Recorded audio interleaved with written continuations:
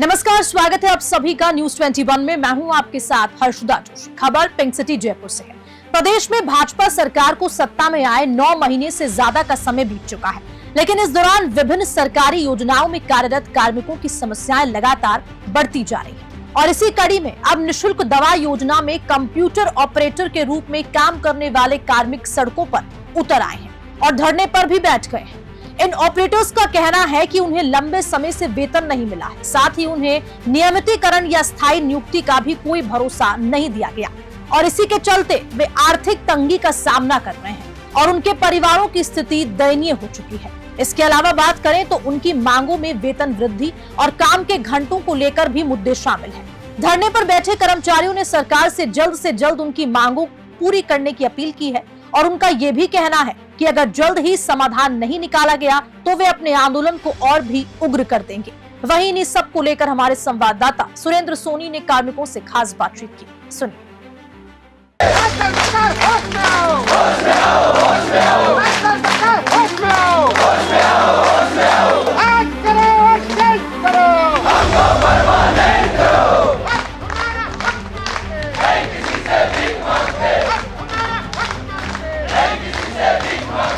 हमने लड़ाई लड़ी, भूख हड़तालें करी, नंगे पैर यात्राएं करी, आंदोलन करे, घेराव किया।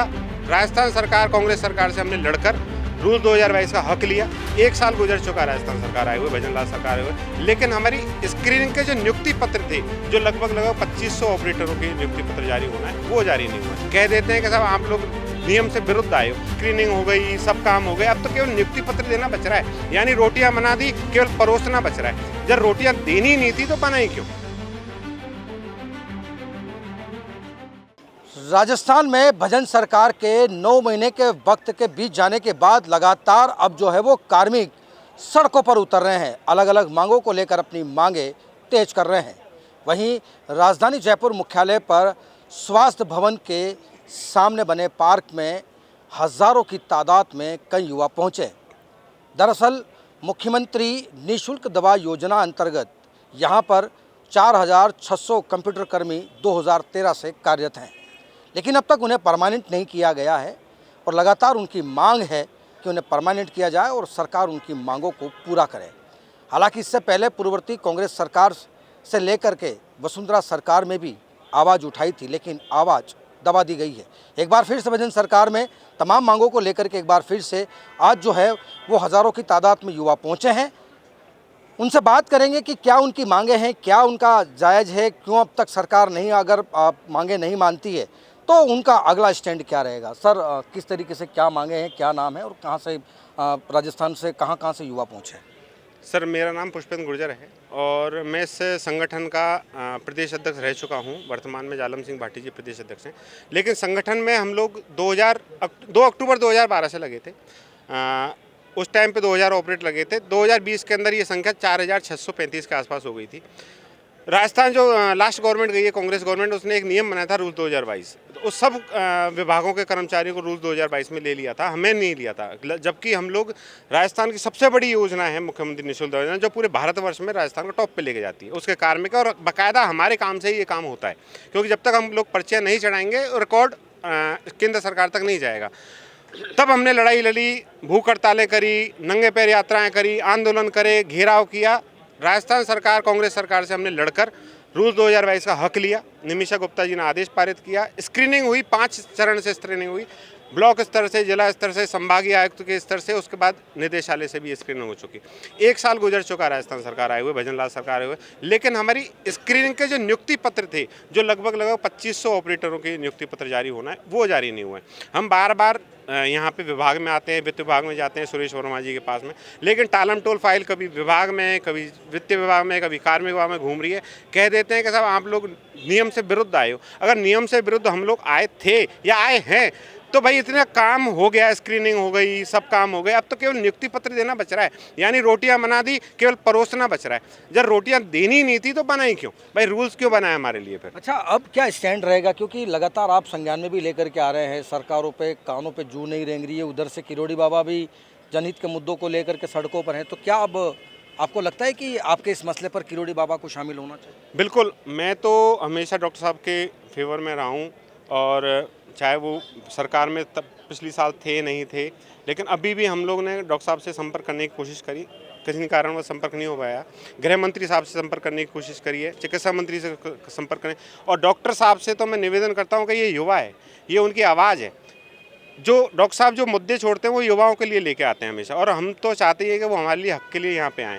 अगर आज स्क्रीनिंग के आदेश जारी नहीं होते, लिस्ट पारित करने के आदेश जारी नहीं होते, या पीएचएस मैडम कोई ढंग का सा निर्णय लेके नहीं आती हैं, तो बिल्कुल हम लोग ऐसा कार्य करने वाले हैं जो आज तक शायद राजस्थान सरकार में कभी हुआ नहीं होगा।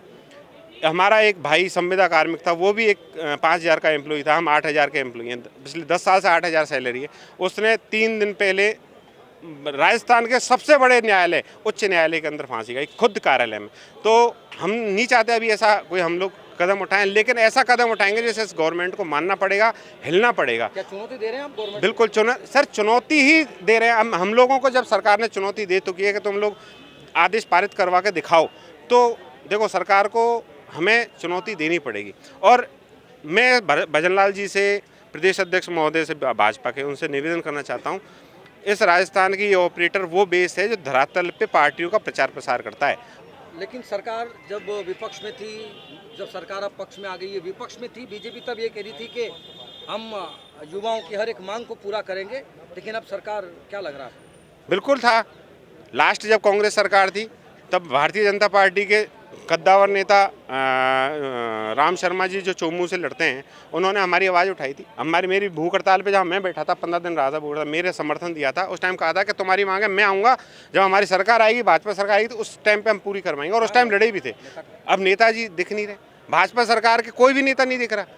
तो ये तो सरकार, वो एक सिक्के के 2 पहलू हैं। वो सिक्का कभी इधर ढुढ़क जाता है, कभी इधर ढुढ़क जाता है। संविदा कार्मिकों के लिए कोई सरकार साथ में नहीं आई है। कांग्रेस सरकार से भी ये हक लिया है ना, हमने लड़के लिया है। कभी उन्होंने आगे से नहीं गई थी हमारे साथ कि लो हम तुम्हें हक दे रहे हैं। क्या स्टैंड है अब ये बताइए, आप तो क्या करेंगे? स्टैंड तो सर रणनीति शाम को तय करेंगे हम लोग, आगे क्या करना है। क्योंकि अभी पर्चे खोल दूंगा, जैसे सरकार पर्चे नहीं खोलती है, तो अभी हम लोग पर्चे खोल देंगे तो जग जाहिर हो जाएंगे, सरकार कोई एक्शन ले सकती है। हम तो तुरंत का इक्का निकालेंगे शाम के समय। आगे क्या रणनीति रहेगी शाम को, गजेंद्र जी जो हमारा महासंघ के जो अध्यक्ष हैं, वो हमारा साथ दे रहे हैं। वो भी ACS मैडम से मिलने गए हुए हैं, शायद वो आएंगे, उनसे विचार विमर्श करेंगे। अगर सहमति बन जाती है तो भली भला है, नहीं तो शाम को ही पूरा निर्णय होगा कहाँ पे हम क्या करेंगे। बिल्कुल, ये थे हमारे साथ में संगठन के बड़े पदाधिकारी और पूर्व अध्यक्ष, जिन्होंने साफ तौर पर कह दिया है कि सरकार को हम चुनौती दे रहे हैं, और चुनौती इस बात की है क्योंकि ये उनका हक है और इस हक को लेकर के रहेंगे। लेकिन अब ये देखने वाली तस्वीर होगी कि क्या अब वर्तमान की भजन सरकार और चिकित्सा मंत्री गजेंद्र सिंह खींवसर इन तमाम मांगों को लेकर के क्या स्टैंड उठा पाते हैं, क्या उनकी मांगों पर क्या वो मुहर लगा पाएंगे। ये तमाम तस्वीरें देखनी अभी हाल फिलहाल बाकी है। कैमरा सहयोगी मुकेश के साथ सुरेंद्र सोनी, न्यूज़ 21 नेशनल, जयपुर।